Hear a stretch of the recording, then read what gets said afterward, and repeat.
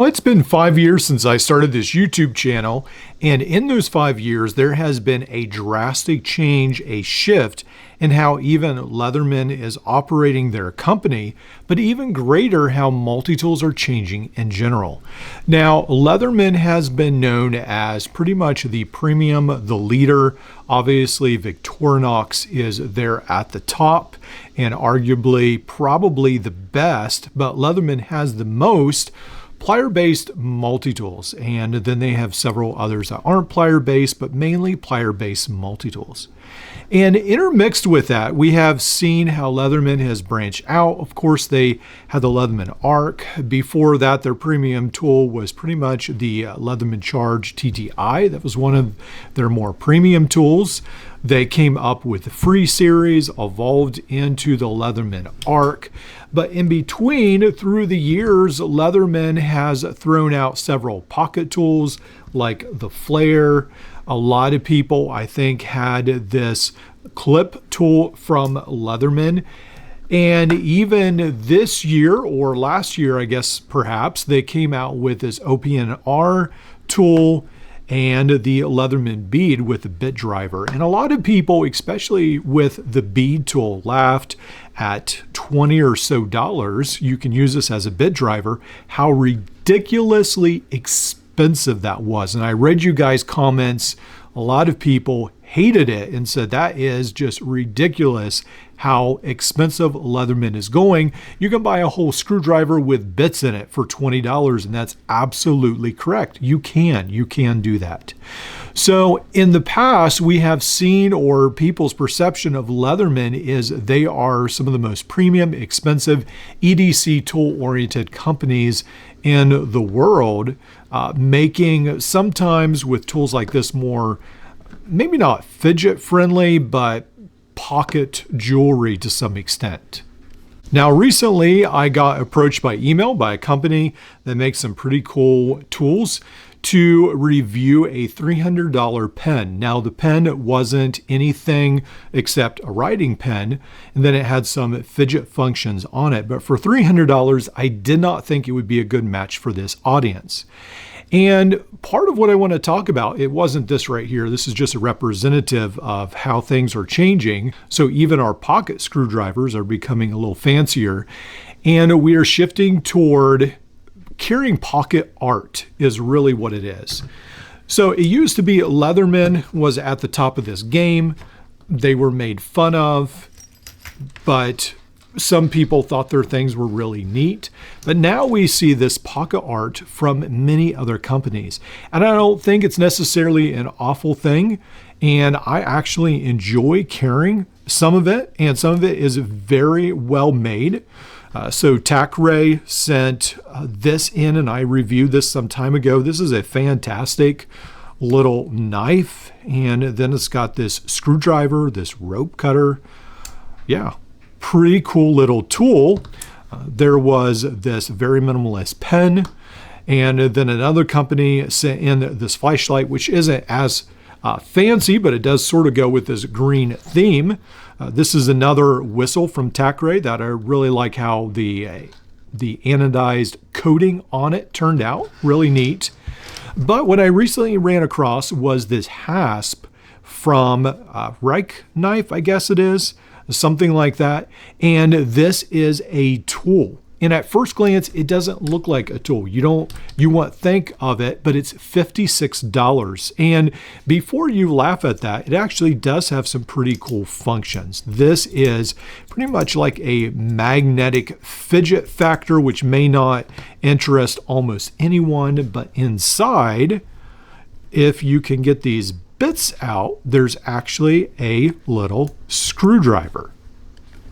Now, it takes a little while to get the bits out, and I think that's one thing I would definitely change if I had designed it. But these are 4mm double-sided bits. They fit on the back. This is magnetic. And you have a little screwdriver, and you've got this magnetic attachment point and a nice little cover that covers that. Of course, this is a bottle opener at the end. You always have to have a bottle opener. There's a clip where you can, I guess, add some keys, so forth. And on the back, there is this scalpel. Now I have another keychain clip tool that's in titanium. This is in 6AL4V titanium. This has the scalpel.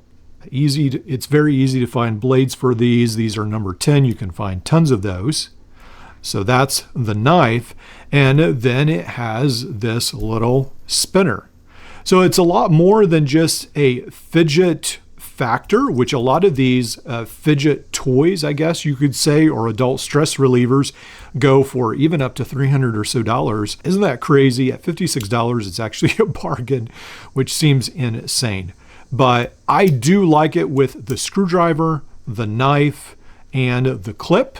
And it's hard to find green titanium, green colored titanium. So I do like that form factor. I realize this will not be for most people. It is prohibitively a little pricey. You could get a whole multi-tool for this price or several multi-tools from Amazon.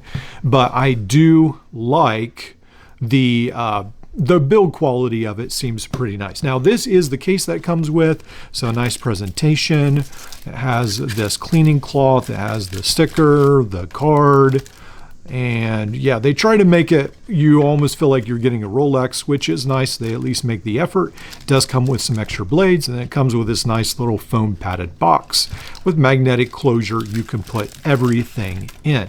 So we're definitely seeing a shift where Leatherman does not have a corner on the premium market anymore. Multi-tools with far less functions than the Leatherman Arc are going for pretty crazy prices online.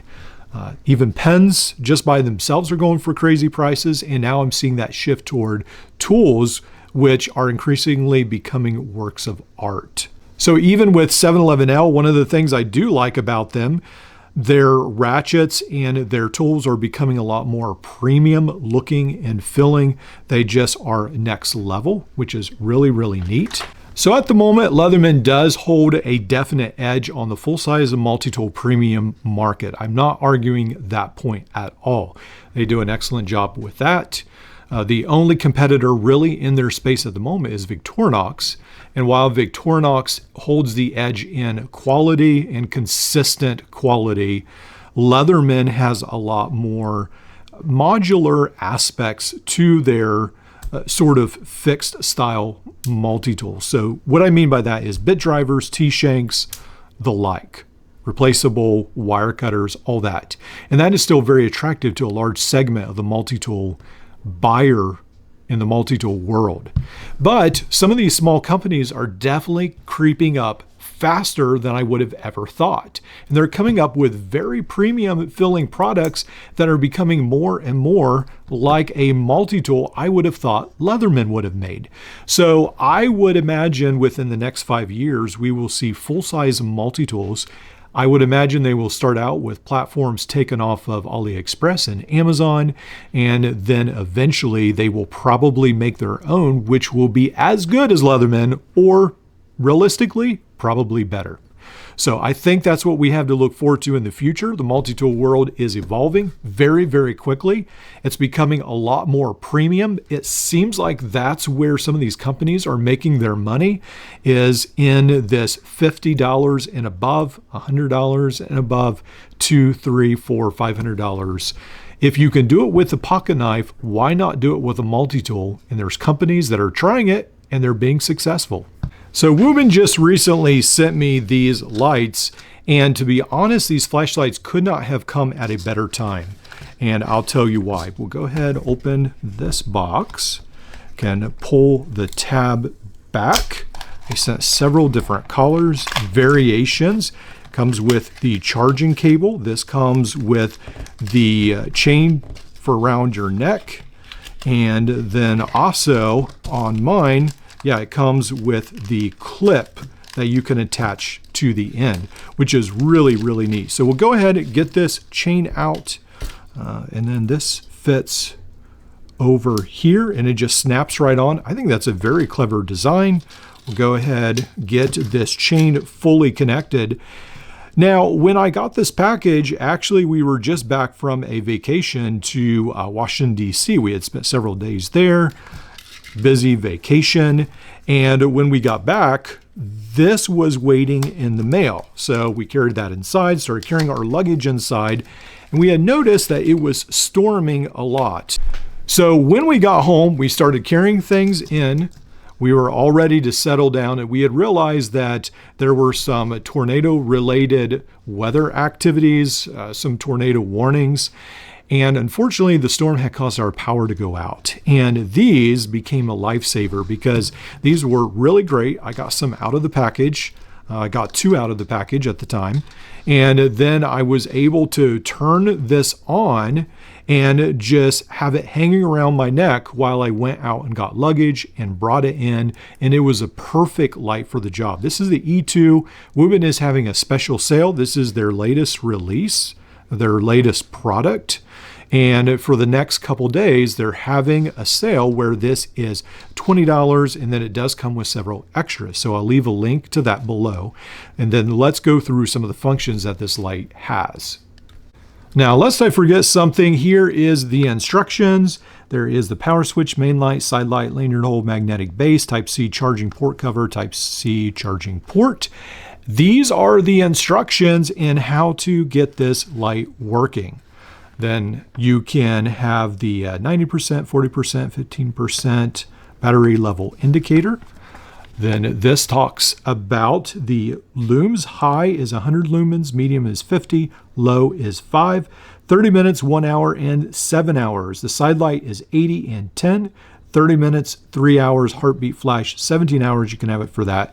And there is some more information here at the bottom that talks about water resistance and so forth.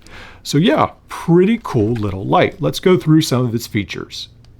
All right, let's show what this little light can do. You hold it on, I think that's high, and then you hold it in again. It goes to low, medium, and back to high. Then you can click it off. If you double click this, well, you've got to turn on first, double click it, then the side light comes on, which is pretty neat. Double click this, and then you get this red flashing light. Double click it again, and you go back to the main light. Now, if we talk about what this light does on the side, let's go into this, and there is a low, a high, and a heartbeat mode. So if we hold this in, there's the high mode, hold that in again, and there's this pulsating heartbeat. Lower mode, hold it in again, we've got the low, and then the high. All right, so there's another function. If you turn this on, click twice, click twice again. Now you're on this mode. Usually you're just on the red light mode. You hold it in, and then it changes to the red and blue mode. So yeah, there is a ton of functions with this light. I think this is a fantastic little light for camping, for carrying around if you want to go out. Maybe you're taking the trash out at night. Sometimes I need to do that, or go out to my shed, garage, look in the car. This is a fantastic little light to just throw around your neck and have a little light there. You don't have to use your cell phone, the battery on that. You can just use this, and then you can charge it up with the charging cord like we've gotten used to doing so many things. So I think this is a fantastic little light. This is one of the ones I really like from Woobin. They come out with some really cool lights, and this is the one that I have actually in real life. Along with their other ones, I was using their other lights when the power went out, but this one came in so handy with bringing luggage in. I think this is fantastic for that $20. You get some special extra accessories. Again, the link will be below the video.